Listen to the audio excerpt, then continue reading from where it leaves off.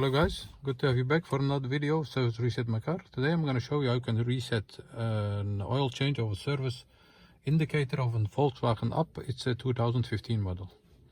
Before we start, I want to mention our YouTube channel, Service Reset My Car. I have more than 200 videos on my channel, so if you want to check them out, you're free to do so. Okay, let's start with this one. When we turn the ignition on, then you have the inspect indicator over here, and I'm going to show you how you can reset that for yourself. Okay, the first step is turn the ignition off. Wait till the inspection indicator here is gone.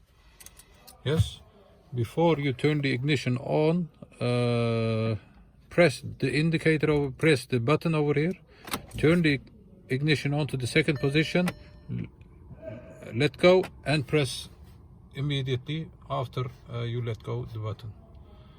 This was an easy one, so I hope you enjoyed the video. Did you enjoy the video? Hit the like button, and see you next time with another video. Bye bye.